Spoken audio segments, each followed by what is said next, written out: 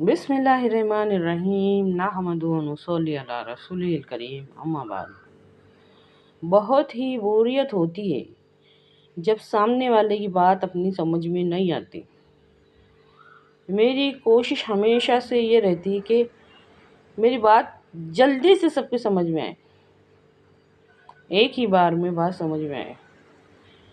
کباڑ کھانا رہتا کہ کباڑ کھانا، ہمارے گھر کا وہ حصہ جہاں پہ سب آلتو پالتو چیزیں ڈالے لے رہتے۔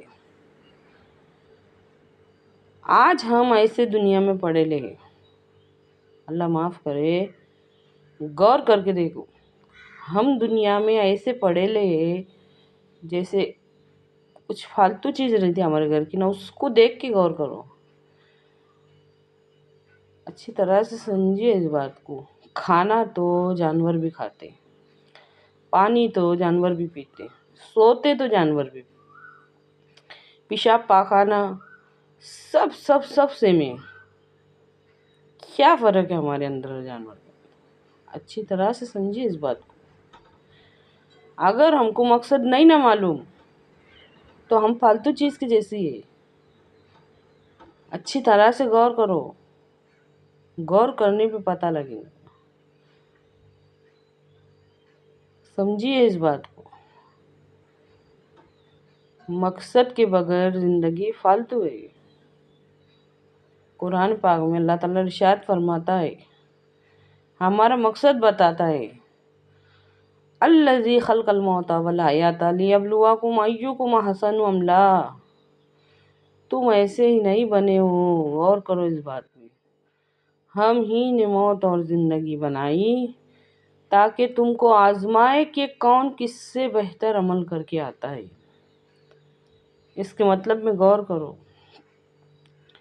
اگر ہم اس اینگل سے سوچیں گے نا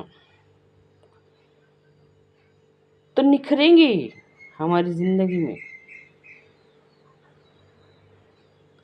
غور کرو اس بات میں، اچھے سے اچھا، نیک سے نیک بننے کی کوشش شروع ہو جائیں گی۔ اچھی طرح سے غور کیجیے اس بات میں۔ سر سے لے کر پیر تک گناہوں میں ڈوب کے سڑ کے جانے کے واسطے نہیں آتا مسلمان۔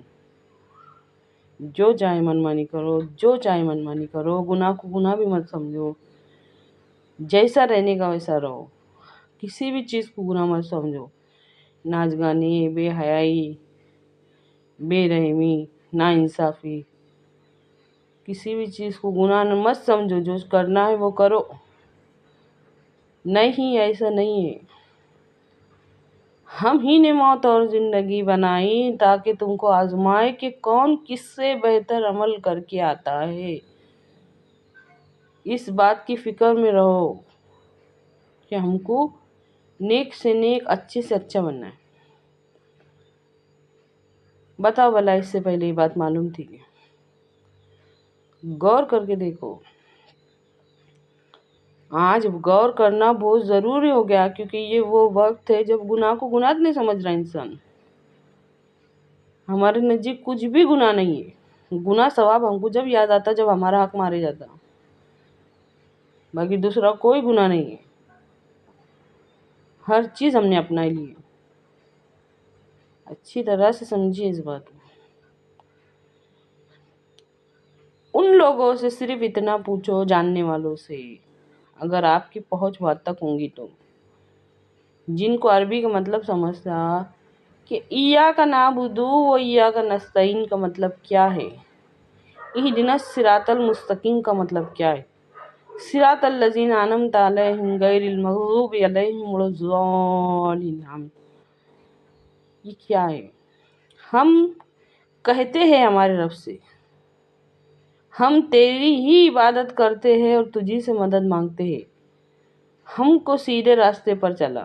اہدنا الصراط کا مطلب ہے کہ ہم کو سیدھے راستے پر چلا ان لوگوں کے راستے پر جن پر تو نے انعام نازل کیا، نہ ان لوگوں کے راستے پر جن پر تیرا غضب ہوا۔ اب سوچ کے دیکھو، کیا ہم ان لوگوں کے راستے پر چلنے کی کوشش کر رہے جن پر انعام نازل ہوا تھا؟ کر رہے؟ ہم کبھی یہ بات میں دھیان ہی نہیں دیتے، غور کریں گے تو سمجھ میں آئے گا، ہم نے کبھی نہیں کرے۔ اے اللہ ہم کو سمجھنے کی اور سمجھ کر عمل کرنے کی توفیق عطا فرما۔